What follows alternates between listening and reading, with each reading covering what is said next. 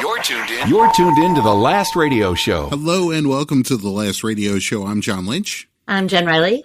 And this is a show where we talk about all kinds of stuff. We talk about news, history, pop culture. Today we're going to talk about music. All right. We've talked about some different bands. We talked about the Beach Boys. We talked about Ozzy Osbourne.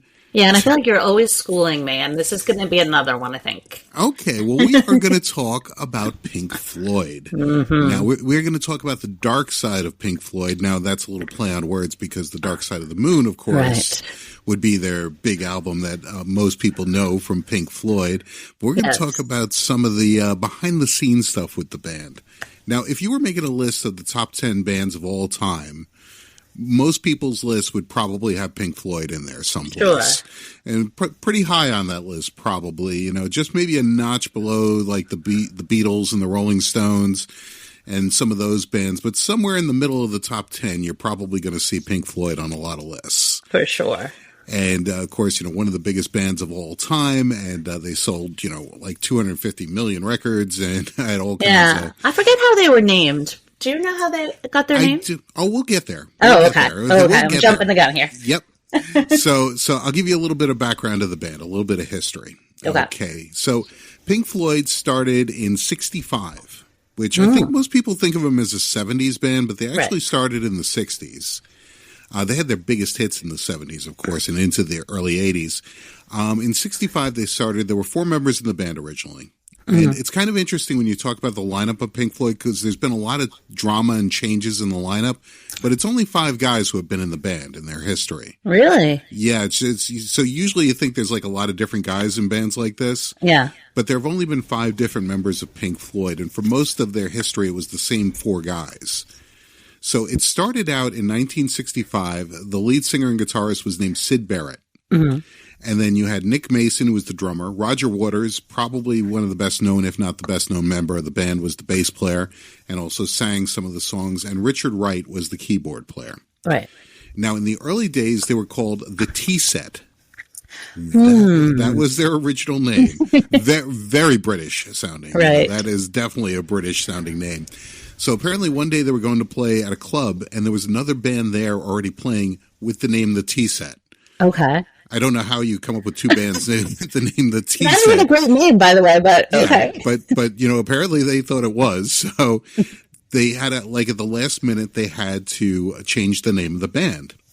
And Syd Barrett, who was the original founding member of the band, was a fan of a couple of blues guys. One of them was named Pink, and one of them was named Floyd. No way. So he put that together. That was both their last names, and they became Pink Floyd. And it was like not a lot of thought, very last minute, but here they are with this legendary name, of course, Pink Floyd. Right.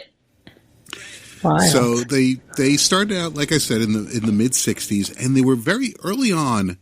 They were very much a psychedelic kind of band, like a very '60s kind of sounding band, very hippie kind of stuff, very very psychedelic. And Syd Barrett, the original founding member, was basically the driving force of the band. Mm. He wrote most of the songs, if not all of them, on the first album.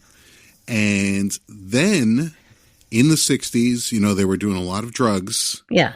At some point, Syd Barrett had a breakdown. Oh. And this is kind of an interesting thing because the band takes a turn at this moment, and and nobody really knows exactly what happened to this guy. Could have been like a permanent trip. Remember hearing about those? Yep. This might be one of the places where that story started. Yeah. Because he took a lot of LSD apparently in the 60s, and the story goes that like he went away for a weekend with his girlfriend and came back and he was a totally different person. Oh, wow. And like it dramatically changed his personality, and he was like a very bright and outgoing guy, and then he just became very quiet. And all the people who knew him at that time talk about how his eyes used to sparkle, and then after this like change in him, he had like blank dead eyes. Yeah, it could have took like some bad drugs. That's it. You don't know, yeah, you know, and there's a lot of theories. You know, some people think he may have had mental issues on top of that, and then you know, with the drugs amplified that, and he had some kind of breakdown, whether it be mental or drugs or a combination of the two. So they recorded their first album before this happened. Pipers at the Gates of Dawn was the name of their first album. It came out in 1968. It was pretty successful. They were doing pretty well. Then they were working on their second album, and they were touring and doing a lot of stuff. And this is when this guy, Syd Barrett, has his breakdown. And he kind of, they go on tour, and he's like just standing on stage, not like playing his guitar, not singing. And they were like, like on American Bandstand, and he was not like responding. It was really, really bizarre. And it was kind of a disaster. Their first tour of the U.S., they were opening for Jimi Hendrix.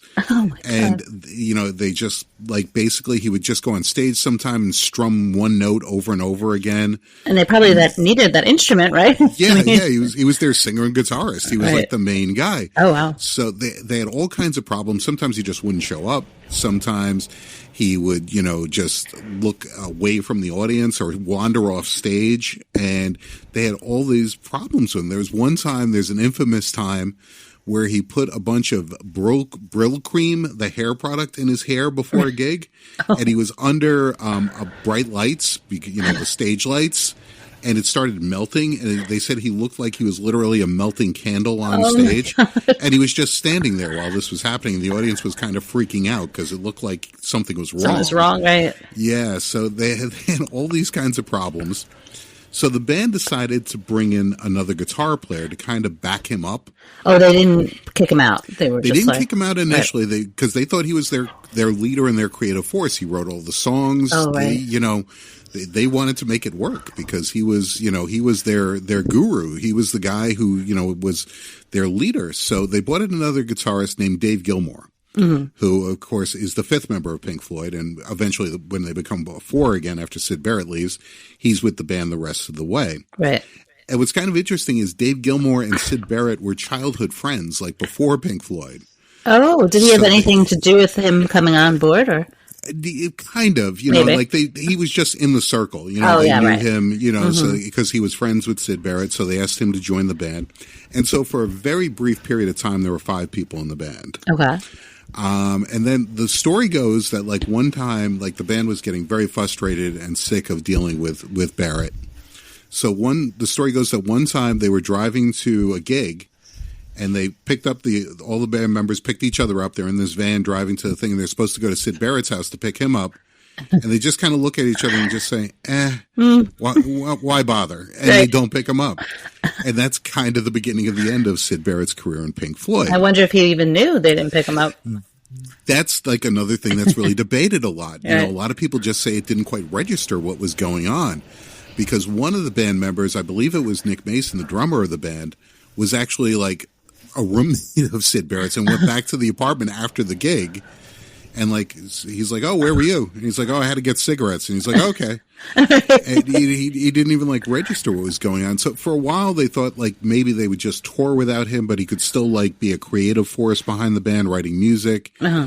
Kind of like when we talked about the Beach Boys, what they did with Brian Wilson. Very similar situation.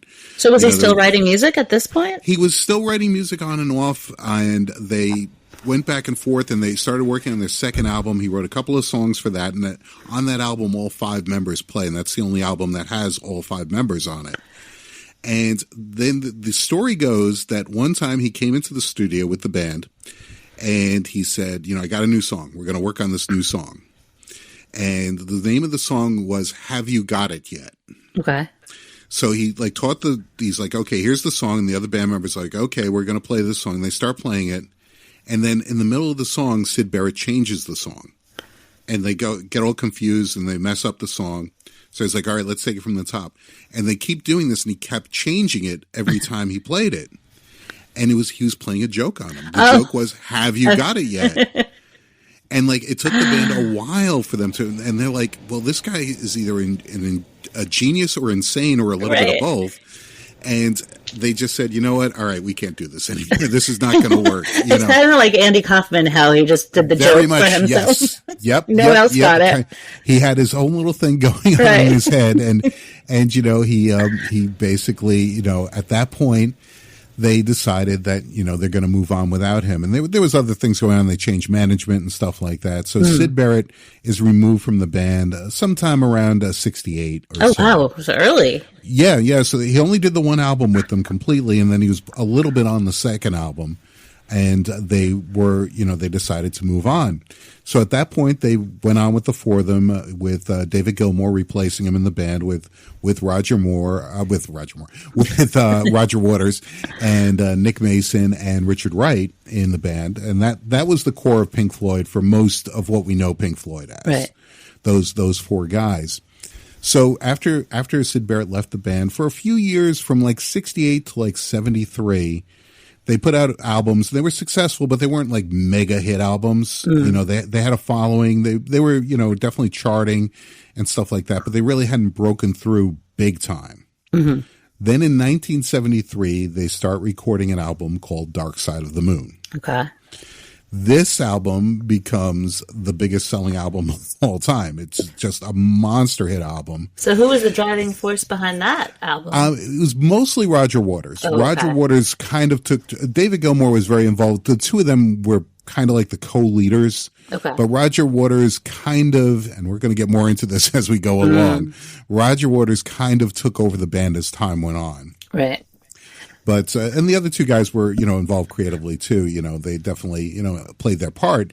But, Roger Waters really kind of, David Gilmour is known for his guitar. A lot of when you listen to a Pink Floyd and you hear those wailing guitar sounds, that's David Gilmour. And that's, that's like a signature Pink Floyd sound.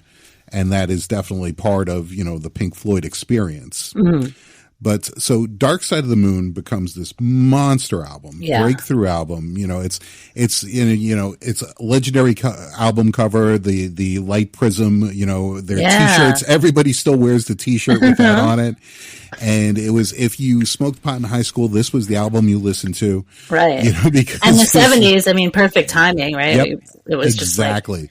Just like a soundtrack. Exactly. So there's this whole they become superstars at this point, mega stars, headliner, biggest band in the world at the time, as big as anybody else out there. What's interesting about the Dark Side of the Moon is the whole Wizard of Oz connection. Now, which I've actually never done still. It's interesting. What's fascinating about this, when the album came out, it was 73. Mm-hmm. So nobody had videotapes in 73 of the Wizard of Oz. Oh, yeah. How did you do this? But the story goes that the Dark Side of the Moon syncs up with the movie The Wizard of Oz. Yes, I've heard it. Yeah, there's some clips of it. You can find them on YouTube. Some people have put clips of it on, and there are parts that do really kind of go. Right. I mean, definitely, it's like, oh yeah, you could see that. There's like a part where Dorothy is like listening to the chest of the Tin Man, and there's actually on the album there's a heartbeat at that point. Okay. And there's when she's running, there's they're talking about running, and it definitely sings. But of course, an album is much shorter than a movie. Yeah. So, it kind of runs out of steam like about halfway through. And also, I thought you had to start the album and the movie at very specific points, right? I think there was the Roar of the Lion at the beginning, the MGM, the old movies, they had the lion's head that came out. And I think you were like supposed to start like on the second roar or something like that. And with that, it's synced up. But again, nobody knew this at the time. This was not a thing in the 70s because people didn't have the Wizard of Oz in their home. They couldn't do this kind of thing. So it really started becoming a story in the 90s. Oh. Well later, like in 1993, apparently, somebody first put this out there. And, it became, an urban legend. And like I said, there are definitely parts of the album that do sync up with the Wizard of Oz.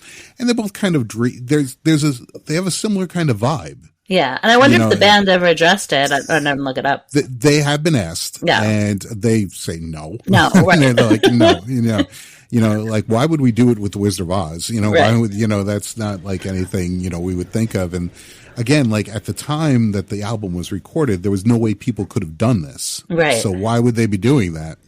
So it was just somebody who was like, oh, this, somebody who was in a very relaxed frame of mind, let's say, and just happened to be flipping through the channels and the Wizard of Oz was playing while this was, and he just said, hey, this is kind of cool, and figured it out. It's like there's a lot of myths in rock and roll, and this is one of the bigger ones. And again, it's very interesting how it started, like it became a legend well after the time, well after it came out. The Wizard of Oz came out in the 30s.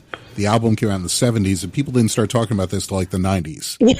So it's really very, very bizarre. Well, that was like before the internet explosion. So right, like, let's take this, put it with this, see what happens. Right, exactly. How do you go viral in that day and age? It's kind of interesting. But so that's that was the Dark Side of the Moon again. So you have watched it and you've done it? I've never actually tried it myself, but like I said, you can find videos of it and websites that talk about it. There are whole websites dedicated to it where they like break down like each little bit of the song and what it means connected to the Wizard of Oz. It's fascinating. Yeah. And there is definitely something there, whether it's coincidental or it was planned. It's like the Paul McCartney is dead rumor with the Beatles stuff. There's all kinds of stuff. If you do look at it, there is some interesting stuff there that does kind of work. But then there's parts of it that kind of break down. Right. And we'll do a Paul McCartney is dead episode at some point, as I got things to say about that. But anyway, so Dark Side of the Moon comes, on the Billboard charts for decades. It was like one of the longest running in the top 20 Billboard countdown for like 30 years or something like that. Some insane amount. It was on the charts and multi-platinum, all-time best-selling album. So now, all of a sudden, they were this band that was like a cool little rock band having their cult following. Now they're the biggest band in the world. Right. So some egos are getting into play some here. Egos are going big. And there's a lot of pressure on the band, too, because the record label's like, okay, we need another album like that. Right. So they start working on their next album, which was called Wish You Were Here, which, again, there's like 3 or 4 albums in a row of Pink Floyd, from Dark Side of the Moon to Wish You Were Here to Animals to The Wall. Those 4 albums were done from like 73 to 79, and that was like their 4 studio albums. Yeah. And that's like the bulk of most of what people know about Pink Floyd. That was all their big songs are on there, and all the ones that people know, Money and Wish You Were Here, Shine On You Crazy Diamond, all that kind of stuff, Another Brick in the Wall. That's where all that was. So that was kind of the meat of their superstar years. Pretty good run to have. An incredible run. Right? An incredible run, 4 legendary albums. Especially at that time when they were probably, relied on themselves to write. It wasn't probably most writers. I mean, that was. Oh, no. Yeah. It was just the 4 guys, coming up with this stuff, and it was definitely, an incredibly creative period they were going through. So they start working on the next album in 75, Wish You Were Here, which is personally my favorite Pink Floyd album. So obviously it's got the song Wish You Were Here. Yeah, great song. And Shine On You Crazy Diamond, which is one that people probably know. And that song, I believe, is 12 minutes long, the full version of it. Jeez. And it's about, that song happens to be about Syd Barrett. Oh. And they're talking about their old bandmate that's, what happened to him, that he kind of, lost his mind, and they lost him as a person. Right. So in 1975, they're working on the album. They're in Abbey Road Studios in London, recording it, and they're working on the song Shine On You Crazy Diamond. So everybody's in the studio. There's a couple of producers in there. The band is in there, and, roadies or whatever. And this guy wanders in, and he's kind of a fat guy, bald, and like he just kind of sits in the corner and starts brushing his teeth. Like he takes out a toothbrush and not with any water or toothpaste, is just brushing his teeth with a toothbrush. And everybody's looking around and like, who is this guy? What, is he he's a homeless guy who just wandered in the street? Does he work for the studio? Does anybody know who this is? It was Syd Barrett. Of course. The band member who, who was their mates and they grew up with and knew all this stuff. They did not recognize him at first, because he put on a tremendous amount of weight. Right. And this is only about 5 years after like the last time they worked with him. 5 or 6 years later. So they hadn't seen him? That was it? They hadn't disappeared? He did a couple of solo albums that he tried to put out that David Gilmour and Roger Waters helped him on the solo albums. Like they produced it.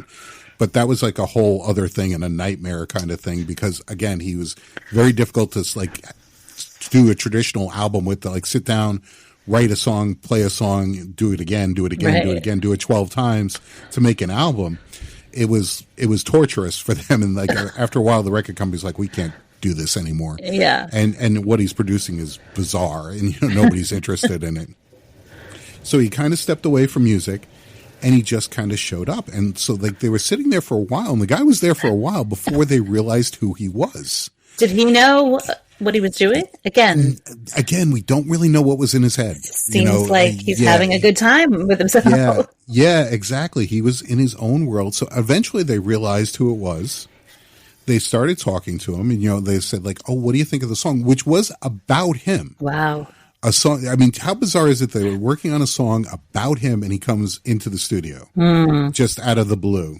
I mean, there's something going on another level. Yeah, seriously. There's some interesting stuff. So they asked him what he thought of it. He said the quote he's credited with saying was, "It sounds kind of old." And, whatever that means, it sounded old fashioned or whatever, right. He just, and they're like, okay, and so they were having a party actually, because they were finishing up the album, and David Gilmour actually had just gotten married, and they were having like a little party at the studio to celebrate his marriage and to celebrate the album being done. And so Syd Barrett was there, and they said he just wandered out, and that was it. That was the last of it? They never saw him again.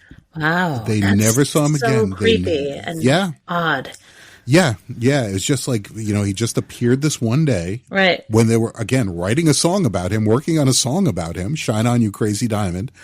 And he just kind of, looked bizarre. And, they said they were literally in tears when they saw him because he just looked so bad. He looks, and there are pictures of him from that day, and you can see him, and he looks kind of like Uncle Fester from the Addams Family kind of thing. He had shaved off all his hair, including his eyebrows. Oh, boy. So, yeah, which is actually a scene in the movie The Wall. There's a scene where the character shaves off his eyebrows, and that's actually about Syd Barrett as well, kind of thing. Well, they didn't chase him and find out what was going on? No, they just kind of like let him go, kind of thing. And so the band has been criticized, like maybe you should have tried to do more to help this guy, but also, like Syd Barrett's family says, nobody could have helped him. Yeah, right. And, so some people do criticize them. Like, oh, well, they just cut him loose because they were concerned about their careers, which they definitely were. Yeah. They were just kind of getting their foothold as a legitimate rock band and making money, making music. And he was kind of jeopardizing it by being, out of his mind. So you can understand where they were coming from a self-preservation point. Sure, and you can't expect them to go down with the ship, Right. And he was never destitute because he got royalties from their first couple of albums. So he always had an income coming in from the band too. But, it is kind of interesting that he just this one day, the last time they saw him was this one day, just so bizarre. So weird. Yeah, so so Syd Barrett spent the rest of his life living with his mother. Oh, okay. Never got married, and he did some painting, but he never really did anything. Like he never had a job because he never needed to have a job. Yeah. He worked in the garden at the house. It was a very modest house, not like a mansion or anything like that. Just like a house in the neighborhood. He passed away in 2006. He had some health issues. Again, he was very overweight after he left the band, and he put on all this weight, and he probably was diabetic and had some health issues. So he passed away in 2006. And again, fans would occasionally go up to him and seek him out, like hardcore Pink Floyd fans and stuff like that. And he just basically didn't respond to people. Something happened that weekend. Yeah. They should investigate. Right? It's fascinating. It really is. It's right out of, this bizarre, story that you really, and it's interesting if you're a fan of Pink Floyd, like I said, you probably know the music later after him. Right. So it's like this whole chapter at the beginning of the band that a lot of fans don't even know about. Yeah. But influenced them considerably because a lot of the songs on Dark Side of the Moon and Wish You Were Here and The Wall deal with, people having drug problems and mental issues. Right. There's a lot of that in Pink Floyd music, and a lot of that is about Syd Barrett. Right. So he became much more of an influence than he was almost when he was in the band. Right? It really is. It's very interesting. It is very interesting. Yeah. So Wish You Were Here comes out. Big hit album. They tour the world again. And a lot of the stuff on Dark Side of the Moon and Wish You Were Here does talk about like the record business too, and how like it's a lot of pressure, and there's a lot of different themes in Pink Floyd music that are recurring like throughout their career. Yeah. In terms like what they're talking about, like I said, they talk a lot about mental illness. Right. They talk a lot about like the business of music kind of crushing the artistry of music. And they very much were in that mode at that point. You know, they just become this big thing. Right. You know, this big industry unto themselves, you know, touring the world, putting out these albums. So they put out the next album, Animals, which that one is very famous for the flying pig on the cover of the album. Yeah, right. And they used to have a big inflatable pig at their concerts that they would hover over the stage. And one time that broke loose, actually, when they were doing the album cover, it was a big inflatable pig. It's like over a factory on the album cover, and it actually broke loose. And they it was like an aviation hazard and stuff like that. And it had to be like, you know, shot down or something. It's just, you know, almost like a Spinal Tap kind of moment for the band with that. So after Animals, they work on The Wall. Right. Which, you know, if you've seen the movie or you heard I think my first time remembering a Pink Floyd song was Another Brick in the Wall, which is, of course, the song about not needing no education. Right. And I think every kid in grade school at one point, that was their favorite song because school sucks. And this was the anthem, you know. Against the teachers. That was when teachers had authority. Now it's like. Yeah, that's true. That's true. You know, the teacher yelling at you, you can't have your meat if you don't, you can't have your pudding if you don't eat your meat. Right. You know? They had much more influence over the kids. But I actually saw Roger Waters' The Wall in Nassau Coliseum. He was by himself at that point. Yeah. The theatrics. It was like watching a Broadway show. Oh, yeah. It was just spectacular. The Wall cake. Did you see that show? Yeah, I didn't see it live, but I have seen it. It was amazing. They were known throughout their career, even in the early days with Syd Barrett in the 60s, of putting on a show. Yeah. They had like a very elaborate light show and very psychedelic light show. And again, you know, if you're looking at a lava lamp and listening to Dark Side of the Moon and enjoying a little bit of nature, shall we say, it's definitely puts you in that mindset, you know. And a lot of their music has that vibe to it. And the idea for The Wall was Roger Waters again getting frustrated with the audience when they were touring for their previous album before The Wall. Animals, there was an incident where a fan like spit at Roger Waters threw a bottle at him, and he got annoyed. So he's like, you know, I just want to build a wall between me and the audience. And they literally do that on that tour. They build a wall between him and the audience. It's crazy. It was so awesome. And I actually wasn't a big Pink Floyd fan. I just got the tickets for my husband, and I left there like just blown away. I was like, right. No, it's definitely something. It's definitely something. So they work on The Wall. That comes out in 1979. It's a double album, which was pretty unusual in those days. There weren't too many bands that would put out a double album.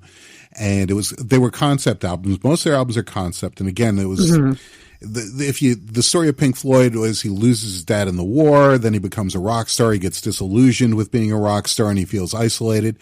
Basically, it's Roger Waters telling you his life story because, you know, it's very much that. And Roger Waters basically at this point has taken over the band. Yeah, that's right. And so David Gilmour is getting more disenfranchised. He doesn't really have many singing parts or writing credits on The Wall. Richard Wright gets so disillusioned. He was the keyboard player and, again, an original member of the band, and he would write some music too.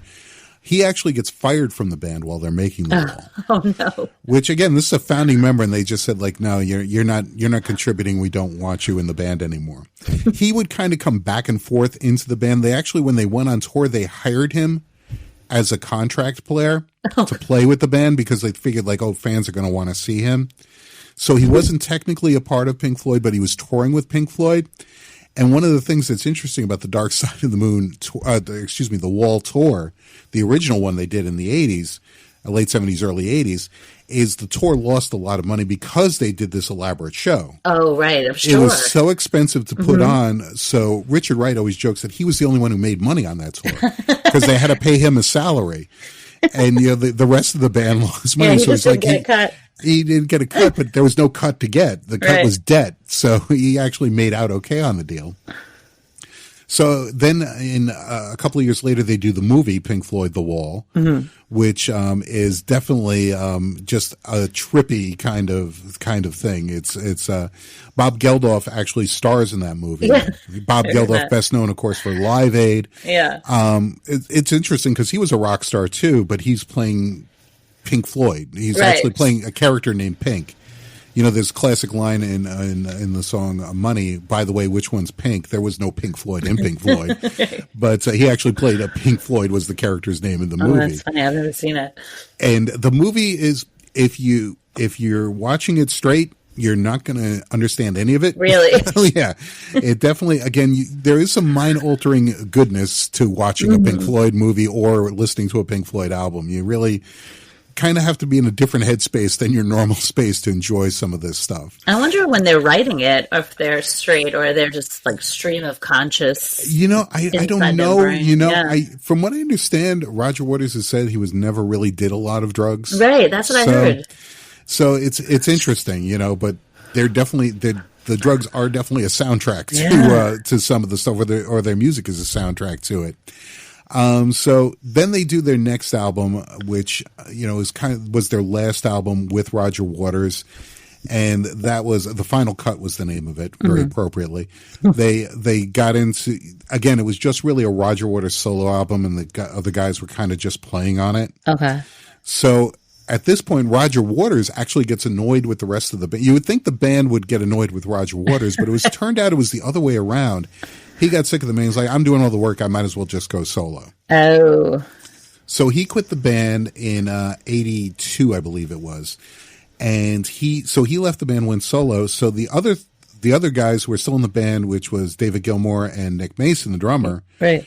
They decided to continue on as Pink Floyd. Right, because they have the name, right? Right. And that's part of it. Well, that was a big debate, too, because Roger Waters said, you know, I have the name. You can't do that. Right.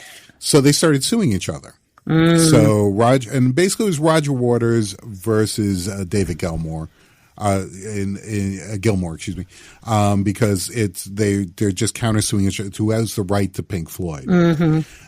So eventually the lawsuit gets settled, and David Gilmour gets the rights to the name.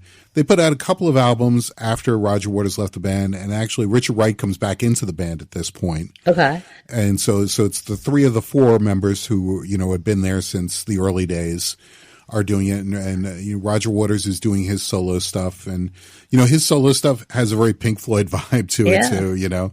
And at one point, Roger Waters put out a solo album, and Pink Floyd put out an album called The Division Bell, and Roger Waters put out an album called Radio Waves, and they were touring at the same time. Oh.